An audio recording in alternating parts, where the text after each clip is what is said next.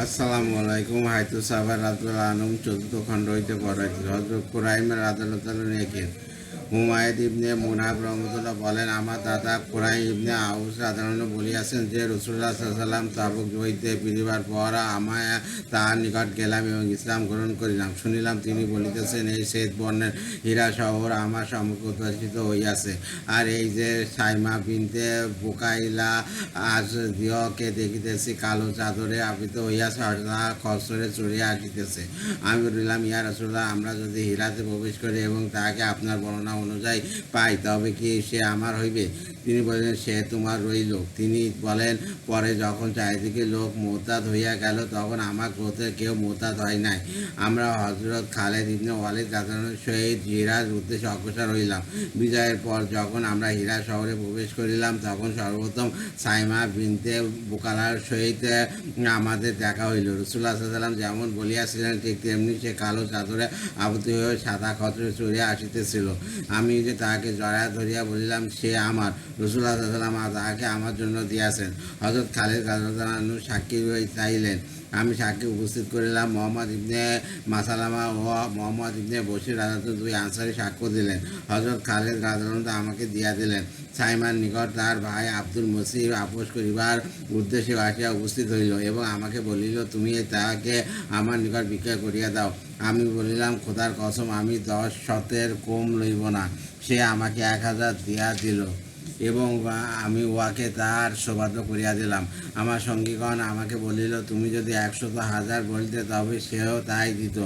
আমি বলিলাম, আমি তো 10 শতের ঊর্ধ্বে কোনো সংখ্যা বলিয়া জানিতাম না।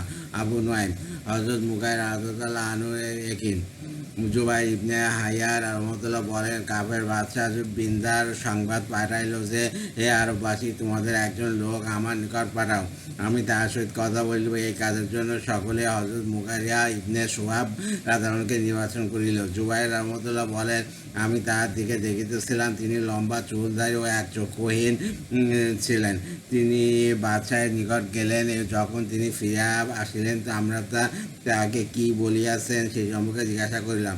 তিনি বলিলেন, আমি হামদ ও সানা পড়িয়া বলিয়াছি যে, আমরা সকলের তুলনায় দূরের বাসিন্দা ছিলাম, সর্বাপেক্ষা ক্ষুধার্ত ও সর্বাধিক কষ্টময় জীবনযাপন করিতেছিলাম, সর্বপ্রথম উত্তম ও ভালো জিনিস হইতে সর্বাধিক দূরে পড়িয়াছিলাম।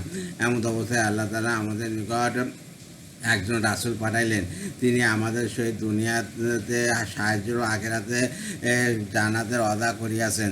রাসূলুল্লাহ সাল্লাল্লাহু আলাইহি ওয়াসাল্লাম আসার পর থেকেই আমরা আমাদের প্রভুর পক্ষ হইতে বিজয় ও সাহায্য দেখে আসিতেছি এবং পরিশেষে তোমাদের নিকট আসিয়া উপস্থিত হইয়াছি।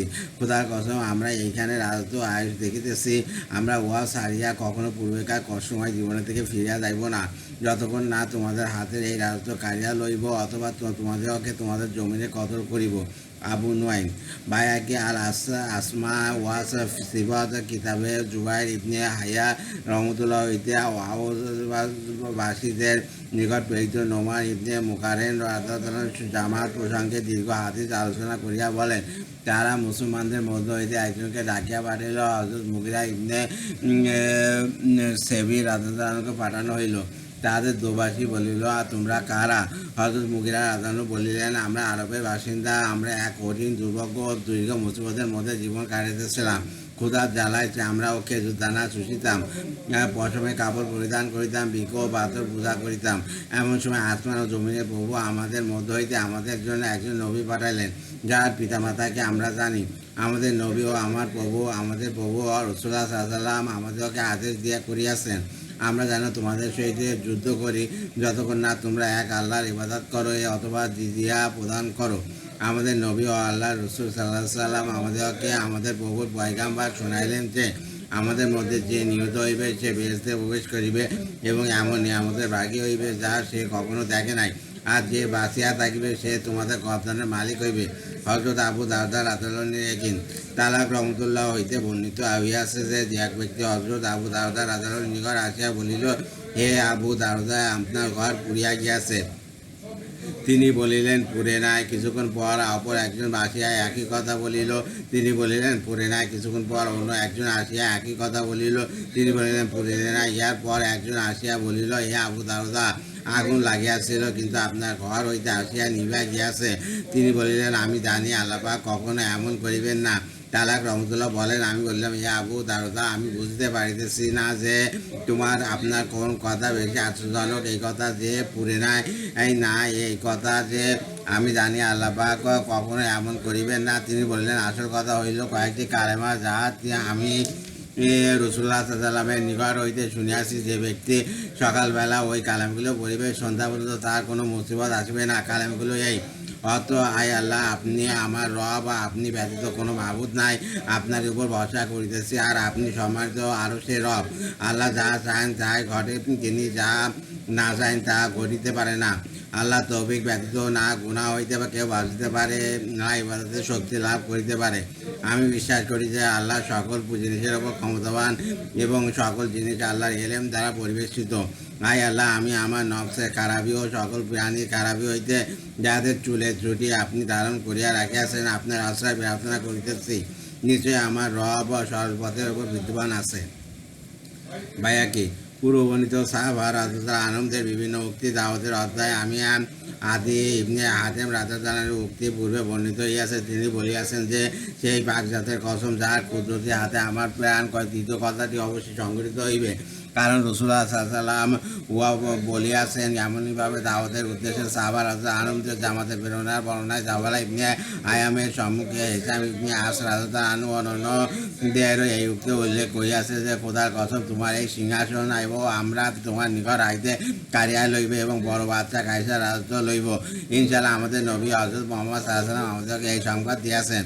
হযরত আবু বকর রাদিয়াল্লাহু শাম দেশের উদ্দেশ্যে সৈন্য প্রেরণের উপর গুরুত্ব আরোপ প্রসঙ্গে হযরত আলী রাদিয়াল্লাহু তাহাকে যে কথা বলিয়াছিলেন তাও পূর্বে বর্ণিত হইয়াছে।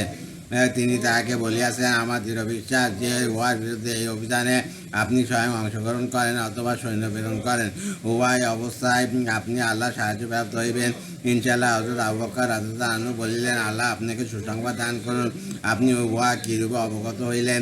তিনি বলিলেন, আমি রাসূলুল্লাহ সাল্লাল্লাহু আলাইহি ওয়াসাল্লামকে বলিতে শুনিয়াছি যে, এই দিন উহার সকল শত্রুর উপর জয়লাভ করিতে থাকিবে, অবশ্যই উহা প্রতিষ্ঠা লাভ করিবে ও উহার অনুসারীগণ বিজয়ী হইবে। হযরত আবু বকর রাদিয়াল্লাহু আনহু বলিলেন, সুবহানাল্লাহ, কত সুন্দর কথা, আপনি আমাকে আনন্দিত করিয়াছেন, আল্লাহ আপনাকে আনন্দিত করুন। গায়বী মদত ও সাহায্যের বর্ণনায় হযরত আব্দুল্লাহ ইবনে আমর রাদিয়াল্লাহু আনহুর কথা উল্লেখ হইয়াছে যে, যখন তিনি সিংহের মা কান মলিয়া দিলেন ও তাকে রাজশাহীতে সরাইয়া দিলেন, বলিলেন, তোমার সম্পর্কে রাসূলুল্লাহ সাল্লাল্লাহু আলাইহি ওয়াসাল্লাম মিথ্যা বলেন নাই।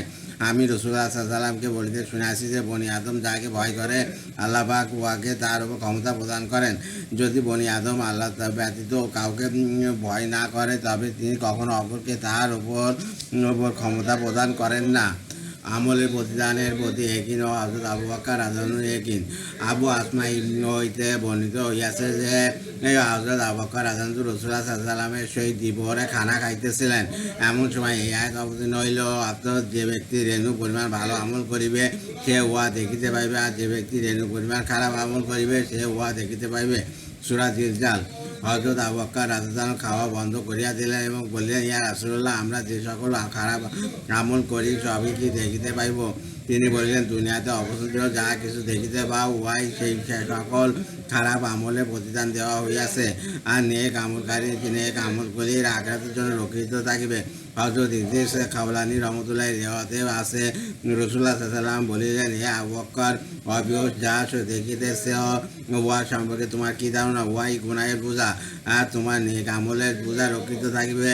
কিয়ামতের দিন তুমি উহা পাইবে, উহা সততা আল্লাহর কিতাবে বিদ্যমান রইয়াছে। অত যে সকল বিপদ আপদ আসে উহা তোমাদের হাতে উপার্জন, এবং আল্লাহ তোমার অনেক কিছু ক্ষমা করিয়া দেন। সূরা কানাস। হযরত আবু বকর রাদিয়াল্লাহু আনহু বলেন, আমি রাসূলুল্লাহ সাল্লাল্লাহু আলাইহি ওয়াসাল্লামের নিকট উপস্থিত ছিলাম, এমন অবস্থায় এই আয়াত নাযিল হইল, অর্থাৎ যে গুনাহের কাজ করিবে সে উহার প্রতিদান পাইবে, আর সে আল্লাহ ব্যতীত কাউকে দোষ ও সাহায্যকারী পাইবে না। সূরা নিসা আয়াত 123। আল্লাহ।